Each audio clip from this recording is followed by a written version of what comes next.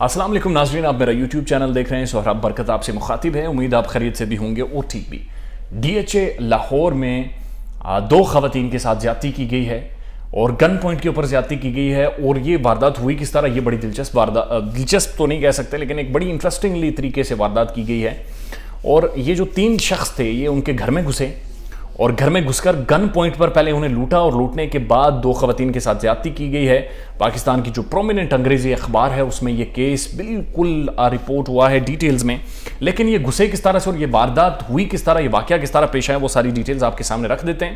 لیکن اس سے پہلے جو لوگ نئے ہیں برائے مہربانی چینل کو سبسکرائب کریں تاکہ بر وقت ویڈیوز آپ تک پہنچتے رہیں. وہ یہ کہ ڈی ایچ اے لاہور میں یہ ایک گھر تھا جو 2 خواتین، ایک ان کے ساتھ مرد تھا اور ایک ان کا فرینڈ تھا، انہوں نے کرائے پر لے رکھا تھا اور یہ فیملی وہاں پر سارے رہتے تھے. رات 12 بجے ان کے گھر کے دروازے پر دستک ہوتی ہے اور جب یہ دروازہ کھولتے ہیں تو سامنے دیکھتے ہیں کہ ایک بڑا ایک آپ یہ کہہ سکتے ہیں کہ بالکل ایک متوسط طبقے سے تعلق رکھنے والے ایک ایسا شخص انہیں نظر آیا کہ جس کے جسم میں بظاہر کوئی جان نہیں نظر آ رہی تھی، جو بالکل لاغر نظر آ رہا تھا. اور اس نے کہا کہ جناب رات کے اتنے لیٹ ہو گئے تو مجھے کچھ نہ کچھ کھانے کو دے دیں، بے شک 10 روپے ہی دے دیں، میں کہیں سے روٹی لے کے خرید کے کھا لوں، بڑی بری حالت ہے تو برائے مہربانی میری تھوڑی سی مدد کریں. انہوں نے ان سے کہا کہ جناب بالکل ٹھیک ہے، آپ صرف 2 منٹ ٹھہرے ہیں، ہم آپ کے لیے اندر سے کچھ لے کر آتے ہیں. اور انہوں نے دروازہ لاک نہیں کیا اندر سے. جو ہی یہ واردات ہوتی ہے اسی لاغر انسان کے پیچھے سے 3 سے 4 بندے نکلے، جوان مرد تھے، سیدھے دروازے کے اندر اور گنیں تان لیجیے سب پوری فیملی کے اوپر.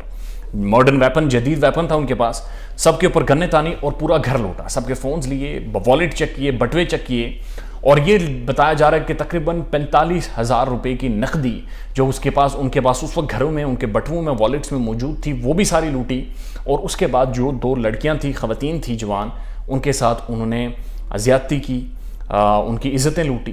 اور اس کے بعد جب یہ سارا واقعہ وہ کر رہے تھے تو اس دوران جو ایک باہر وہ جو لاغر شخص ہے وہ بنیادی طور پر باہر ان کی راکھی کر رہا تھا، وہ دیکھ رہا تھا کوئی آ نہیں رہا، جا تو نہیں رہا. تو اس دوران جو ان میں سے ایک تھا، جو 4 لوگ اندر گن پوائنٹ پہ روکے ہوئے تھے، ایک نے چیخیں مارنا شروع کر دی جس کی وجہ سے پڑوسیوں کو پتہ چلا اور انہوں نے پولیس کو کال کر دی اور رولا مچ گیا. جب یہ سارے بھاگ رہے تھے تو ان میں سے ایک شخص پکڑا گیا ہے ابھی تک کی اطلاعات کے مطابق جو اخبار میں رپورٹ ہوا، اور عابد علی اس کا نام ہے اور اس کا تعلق پاک پتن سے ہے. اسے پکڑ لیا، پولیس نے دھر لیا ہے، وہ باقی بھی پکڑے جائیں گے. لیکن بہرحال یہ واردات کرنے میں، زیادتیاں کرنے میں وہ کامیاب ہو گئے ہیں. یہ ایک ڈیولپمنٹ ہے. اب یہ بڑی ایک اہم چیز ہے جس کی وجہ سے میں یہ ویڈیو بنا رہا ہوں، جس پر میں بات چیت کر رہا ہوں. اس سے پہلے آپ کو یاد ہوگا لاہور میں ہی ایک موٹر وے گینگ ریپ ہوا تھا اور اس میں بھی موٹر وے گینگ ریپ وہ کرنے والا شخص تھا، اس کا نام عابد علی تھا. اس سے پہلے انہی علاقوں میں ایک آپ کو یاد ہوگا اب وہ جو زینب تھی اسے اغوا کیا گیا، اس کی عزت لوٹی گئی اور اس کے بعد اسے مارا گیا تھا. یہ سارے واقعات ایک تسلسل کے ساتھ بن رہے ہیں، ایک تسلسل کا ان کا ایک بیک گراؤنڈ ہے. اب جو عابد علی تھا، یہ جو شخص تھا جس نے موٹر وے گینگ ریپ کیا تھا، بنیادی طور پر وہ ایک لمبے عرصے سے مجرم چلا آ رہا تھا. اور جب اس نے وہ گینگ ریپ کیا تو اس سے پہلے باقاعدہ وہ تھانے سے اس کی ضمانت ہوئی، وہ چھوٹا اور چھوٹنے کے بعد وہ وہاں پر پہنچا اور اس نے ایک ٹیم آرگنائز کی اور اس کے بعد اس نے جا کر یہ حرکت کی تھی. تو اس کیس میں بھی یہ جو مجرم ہیں، یہ چھٹے ہوئے مجرم ہیں، بڑے تگڑے مجرم ہیں اور یہ پلان کر کے آتے ہیں، یہ پلاٹ کر کے آتے ہیں اور یہ جیلوں سے چھوٹ جاتے ہیں. یہ کسی بھی کیس میں گرفتاری ہوتی ہے، 6-8 ماہ گزارتے ہیں، اس کے بعد چھوٹ جاتے ہیں، پھر نکلتے ہیں، پھر ایسی واردات کرتے ہیں کیونکہ یہ اس چیز کے عادی ہو گئے ہیں. اور بدقسمتی سے ہمارے قانون کے اندر اتنے سکم ہیں، اتنے راستے ہیں کہ یہ مجرم نکل آتے ہیں. اور رات کا جو کیس ہوتا ہے وہ ثابت کرنا بھی بہت زیادہ مشکل ہوتا ہے، اور خاص کر زیادتی کے جو کیسز ہیں وہ تو ثابت کرنا اور اپنی عزت گنوانے کے برابر ہے. پاکستان میں بدقسمتی سے کچھ ایسے قوانین موجود ہیں. تو یہ جو مجرم تھے یہ بھی کئی سالوں سے جیل میں تھے، جیلوں سے چھوٹے، پھر واردات کی، پھر گرفتار ہوتے ہیں. تو ان کے لیے یہ بڑی آسانی ہے، بڑا ایک کنوینینٹ چیز بن گئی ہے کہ 3-4 ماہ گرفتاری ہو جاتی ہے، گرفتاری سے چھوٹتے ہیں، 2-3 وارداتیں کرتے ہیں، 8-10 لاکھ روپے کی زیادتیاں بھی کرتے ہیں اور اس کے بعد اگر پکڑے بھی گئے تو کوئی مسئلہ نہیں، 3-4 ماہ میں چھوٹ جاتے ہیں، 1-2 لاکھ روپے لائرز کو دے دیتے ہیں اور پھر اسی طرح سے یہ سائیکل چلتا رہتا ہے.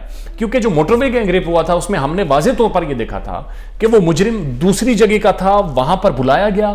کس نے بلایا؟ تھانہ کچھ ٹائم کے فاصلے پر تھا لیکن اس کے دوران وہاں پر واردات ہوتی ہے اور واردات کے بعد وہ زیادتی بھی کرتا ہے اور اس کے بعد بھاگ نکلتا ہے. یہ چیزیں تسلسل کے ساتھ ہو رہی ہیں اور یہ بغیر اداروں کے معاونت کے، بغیر اداروں کے سپورٹ کے یہ ہو نہیں سکتا. لیکن بدقسمتی سے اس ملک میں ہو رہا ہے، روک تھام کوئی نہیں کر رہا، روک کوئی نہیں رہا اور صرف مذمتیں کر دیتے ہیں، اخباروں میں خبریں چھاپ دیتے ہیں، بٹ دا ریئلٹی از کہ یہ وارداتیں ہو رہی ہیں. So you have to be very careful کہ آپ کس سے بات کر رہے ہیں، رات کی کس پہر بات کر رہے ہیں، دن کے کس پہر بات کر رہے ہیں، آپ اسے گھر کی کتنی باتیں بتا رہے ہیں، اپنے بارے میں کتنی باتیں بتا رہے ہیں. یہ بہت ضروری ہو گیا ہے خاص کر اس سوسائٹی میں. اب اپنا خیال رکھیے گا اور ہمارے چینل کا بھی. اللہ حافظ.